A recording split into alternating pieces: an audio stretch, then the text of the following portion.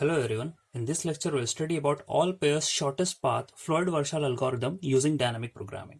Okay, so in this lecture, we will do introduction of this particular problem. Okay, so जैसे कि previous lecture में हम already डिजक्ट्रस algorithm के बारे में पढ़ चुके हैं और वहां पर हमने देखा था कि सिंगल सोर्स शॉर्टेस्ट पाथ के लिए डिजक्ट्रस algorithm जो है यूज करी जाती है.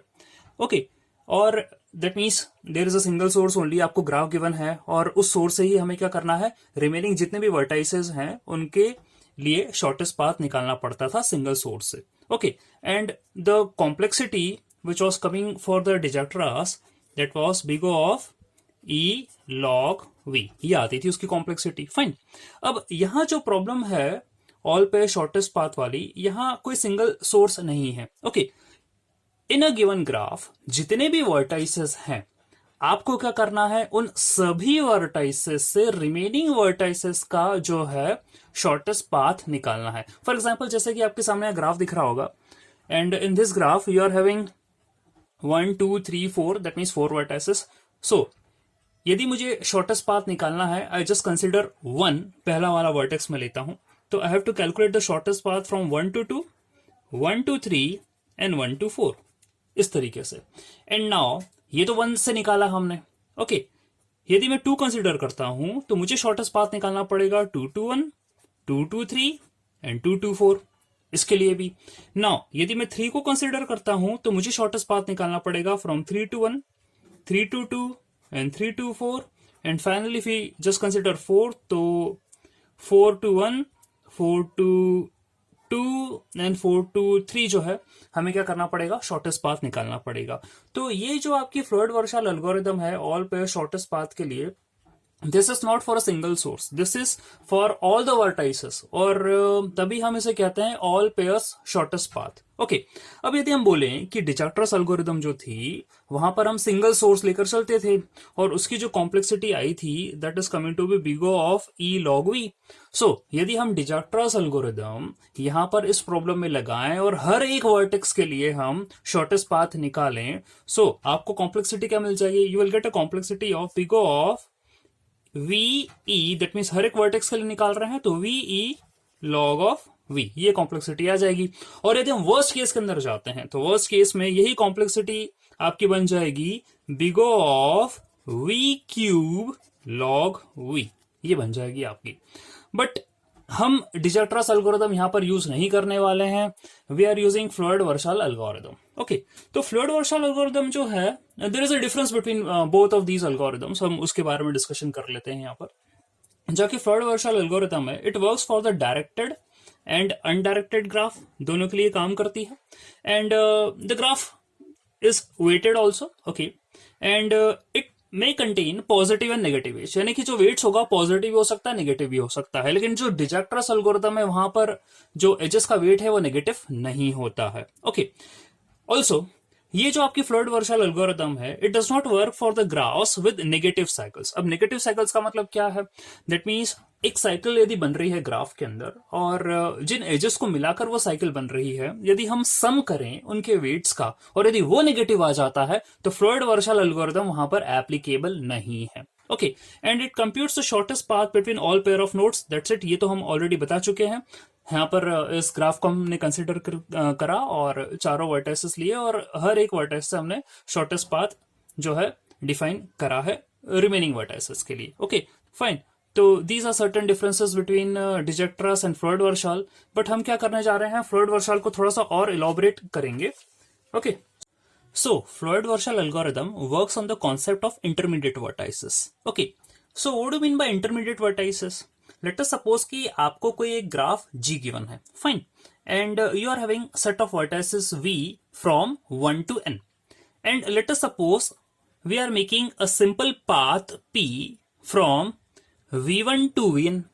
Okay, so if we talk about intermediate vertices between V1 and Vn, यानी कि हम V1 को स्टार्टिंग वर्टेक्स बोल रहे हैं और Vn को एंडिंग वर्टेक्स बोल रहे हैं, तो इसके बीच के जितने भी आने वाले वर्टाइसेस हैं वो सब क्या कहलाएंगे, इंटरमीडिएट वर्टाइसेस कहलाएंगे. और उनका सेट क्या होगा, V2 V3 up to Vn-1. Okay that means आपने क्या करा है, यहां से जितने भी वर्टाइसेस आ रहे थे V1 के बाद वाले और Vn के पहला वाला जो भी वर्टाइसेस थे उन सब का सेट बना दिया. They are called as intermediate vertices. Okay, so इसी पर ही हम आगे बात कर लेते हैं कि लेट अस सपोज कि जी आपके सामने ग्राफ है, V जो है आपका सेट ऑफ वर्टाइसेस है, n वर्टाइसेस हैं इसके अंदर, एंड आपने क्या करा है, एक सबसेट कंसिडर करा है. दैट मीन्स आपने ये जो सबसेट बनाया है ये इंटरमीडिएट वर्टाइसेस का सबसेट है. ओके, और ये कहां से लिया गया है, ये इन्हीं वर्टेक्स से आपने एक सबसेट बनाया है. Okay, for some k.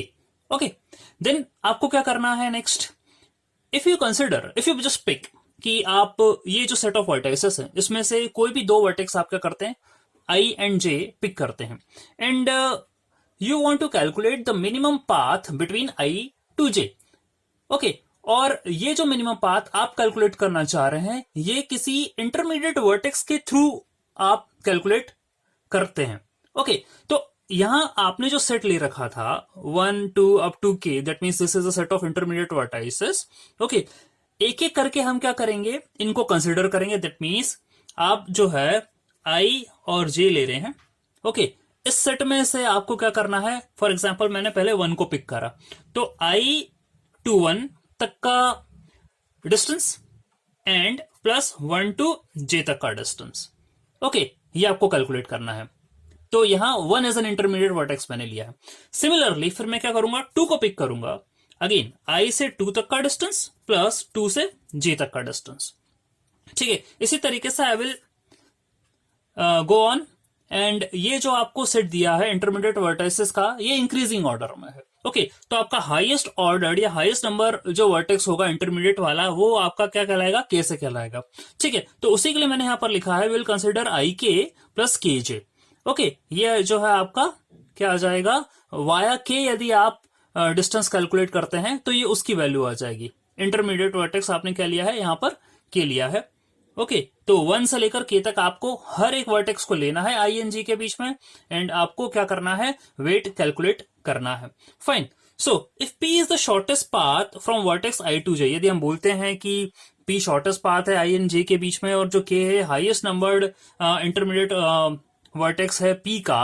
Okay, जैसा कि मैंने यहां पर आपको ग्राफ के अंदर बनाया है, दैट मीन्स आप क्या कर रहे हैं, I से J की तरफ जा रहे हैं और एक एक करके आपने सारे इंटरमीडिएट वर्टाइसेस जो है वो ले लिए हैं, और K है आपका क्या है, हाईएस्ट नंबर्ड इंटरमीडिएट वर्टेक्स है. ओके, तो आपका जो पाथ P है मैंने दो पार्ट्स के अंदर ब्रेक कर दिया है, P1 एंड P2.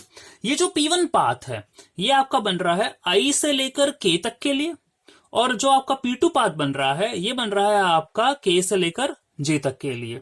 ओके, इस तरीके से पाथ बनाए जा रहे हैं. तो यदि हम बात करें P1 पाथ की, तो P1 path is the shortest path between I to K with intermediate vertices as 1 to K minus 1, and P2 is the shortest path between K to J with intermediate vertices 1 to K minus 1. Okay, that means जो भी intermediate vertices आपके I से K के बीच में मिले हैं या होंगे वही आपके intermediate vertices K से J के बीच में होंगे. Okay, fine. And where I से J के बीच में यदि आप intermediate vertices की बात करें, so it is a set of all from 1 to K, where K is the highest numbered intermediate vertex. Fine, तो इस तरीके से जो है हम फ्लॉयड-वार्शाल एल्गोरिथम की हेल्प से प्रॉब्लम को अप्रोच करते हैं ऑल पेयर्स शॉर्टेस्ट पाथ के अंदर.